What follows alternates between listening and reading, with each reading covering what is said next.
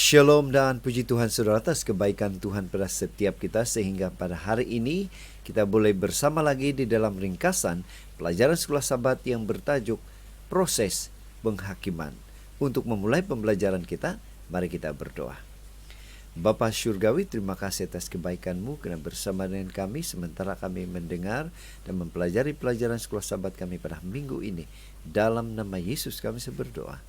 Amin. Sekali lagi, tajuk sekolah Sabat kita, proses penghakiman. Bagaimana proses penghakiman itu menurut Alkitab? Apa kaitan penghakiman itu kepada manusia yang sudah mati dan masih hidup? Saudara, di skrin saudara adalah ayat-ayat Alkitab yang pastinya akan menolong kita di dalam mempelajari pelajaran sekolah Sabat kita pada minggu ini. Ayat hafalan 2 Korintus 5 ayat 10 mengatakan, sebab kita semua harus menghadap takhta pengadilan Kristus, supaya setiap orang memperoleh apa yang patut diterimanya, sesuai dengan yang dilakukannya dalam hidupnya ini, baik ataupun jahat. Untuk membahas atau mempelajari pelajaran sekolah Sabat, kita akan membagikan seperti yang ada di skrin saudara. Pendahuluan sekolah Sabat. Alkitab jelas mengenai penghakiman itu, sebab kita semua harus menghadap takhta pengadilan Kristus. 2 Korintus 5:10. Penghakiman melibatkan keselamatan atau kutukan, dan kita semua patut dihukum. Roma 3:23. Tetapi ada berita baik. Tuhan mahukan beri keselamatan kita dan bukan penghukuman. Dalam case ini, mengapa dia perlu atau mengapa Tuhan perlu menghakimi kita? Mengapa dia tidak menyelamatkan kita tanpa penghakiman? Pada minggu ini, kita akan memperhatikan proses penghakiman akhir zaman dengan 3 fasa utamanya: penghakiman prah kedatangan, penghakiman milenium, dan penghakiman pelaksanaan. Seluruh proses berakhir dengan orang benar diisytiharkan benar dan kematian kedua bagi orang jahat. Kita langsung ke tajuk yang pertama, yaitu penghakiman terakhir. Yang menjadi pertanyaan, apa dasar penghakiman Tuhan itu? Bagaimana kita dihakimi? Yakobus 2 ayat 12 katakan, berkatalah dan berlakulah seperti orang-orang yang akan dihakimi oleh hukum yang memerdekakan orang. 10 perintah atau hukum 10 adalah asas penghakiman. Ia menentukan siapa yang telah berdosa, dan setiap orang berdosa akan dihukum. Namun ada berita baik. Orang berdosa mempunyai seorang pembela. 1 Yohanes 2:10. Semua orang boleh mengupah dia, dan ianya percuma. Roma 3:24. Pengampunan kita dijamin oleh perantaraan Yesus Kristus. Kita akan dihakimi menurut perbuatan kita. Pengkhotbah 12 ayat 13 hingga 14. Tetapi kehidupan Kristus akan menggantikan kehidupan kita jika kita menerima pengorbanannya, dan kita akan didapati benar di dalam penghakiman. Mazmur 76 ayat 9. Tajuk yang kedua, penghakiman prah kedatangan. Apa peringkat penghakiman yang pertama? Jawabannya adalah prah kedatangan. Bagaimana proses penghakiman prah kedatangan Tuhan itu? Wahyu 11 ayat 18 hingga 19.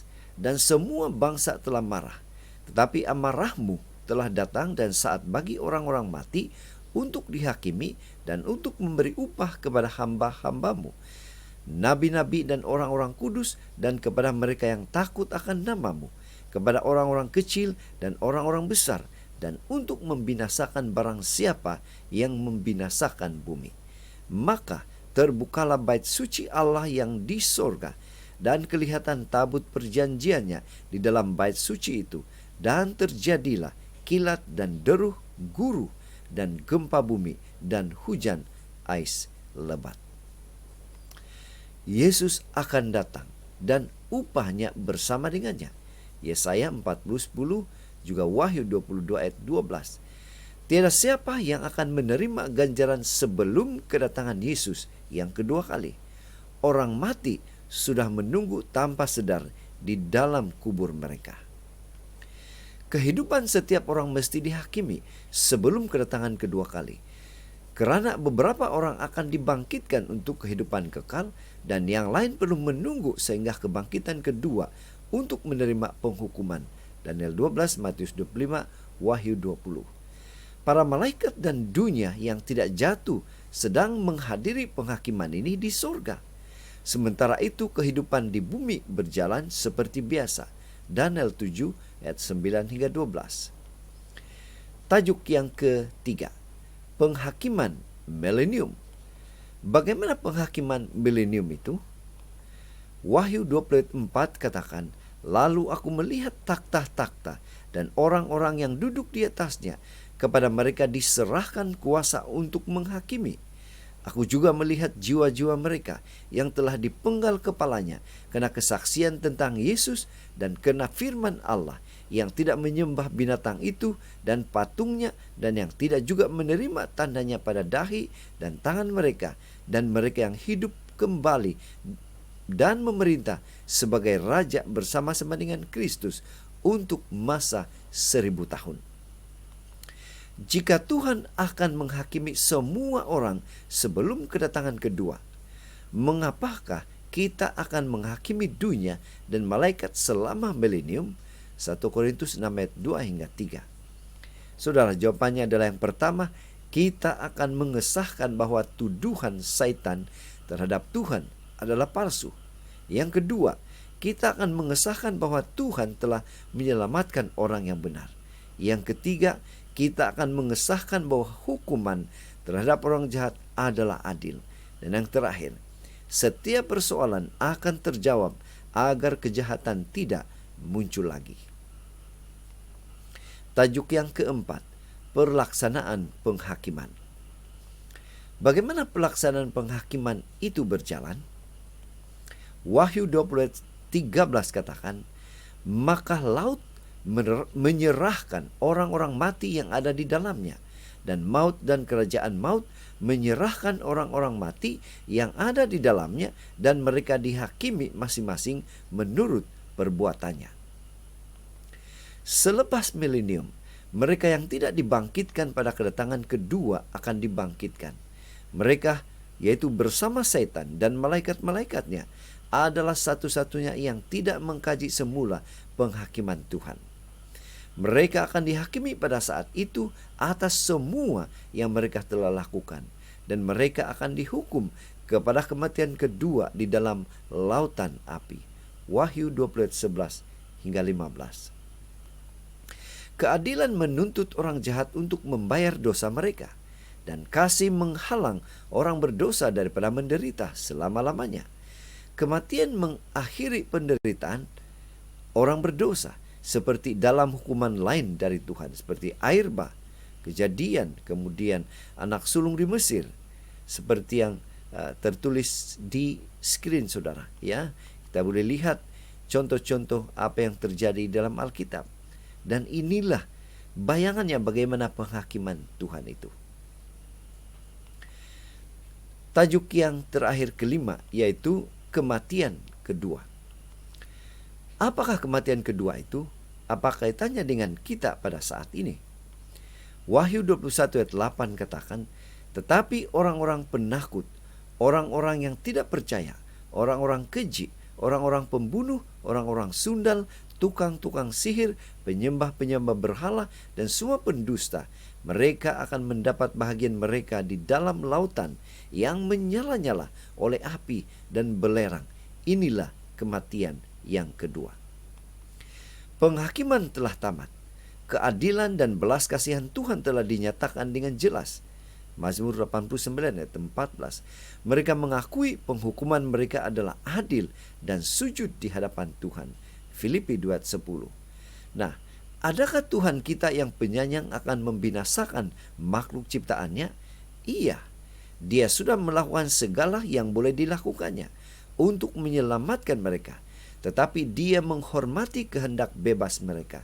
Mereka akan mati selama-lamanya karena mereka tidak mahu menerima keselamatan yang Tuhan tawarkan kepada mereka. 2 Tesalonika 1 ayat 9. Dosa akan berakhir dan ia tidak akan kembali. Nahum 1:9. Seluruh alam semesta akan dipulihkan kepada kesempurnaan asalnya. Adakah Anda mahu berada di sana? Pena inspirasi menjelaskan. Bukti yang berlimpah yang diberikan oleh Tuhan bahwa Dia menghendaki keselamatan semua orang akan menjadi hukuman bagi mereka yang menolak pemberian surga. Pada hari besar yang terakhir, apabila semua orang akan diberi ganjaran atau dihukum menurut penurutan atau pelanggaran mereka, salib Kalvari akan muncul dengan jelas di hadapan mereka yang berdiri di hadapan hakim seluruh bumi untuk menerima hukuman selama-lamanya. Mereka dimampukan untuk dapat memahami sesuatu tentang kasih yang telah Tuhan nyatakan untuk manusia yang telah jatuh. Mereka melihat betapa dahsyatnya Dia telah dihina oleh mereka yang terus melakukan pelanggaran, memilih pihak setan, dan menunjukkan penghinaan terhadap hukum Yahweh.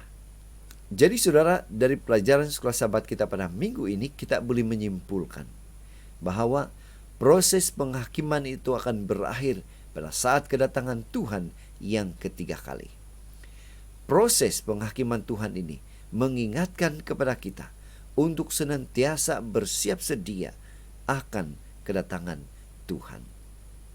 Jadi saudara, sampai di sini ringkasan pelajaran sekolah Sabat kita pada minggu ini. Semoga ini serba sedikit membantu kita di dalam mempelajari pelajaran sekolah Sabat pada minggu ini. Tuhan memberkati kita. Mari kita berdoa. Bapa Syurgawi, terima kasih atas kebaikan-Mu karena bersama dengan kami sementara kami mempelajari pelajaran sekolah Sabat kami, sehingga kami mengerti, boleh mengaplikasikan pengajaran itu dalam kehidupan kami. Dalam nama Yesus kami berdoa. Amin.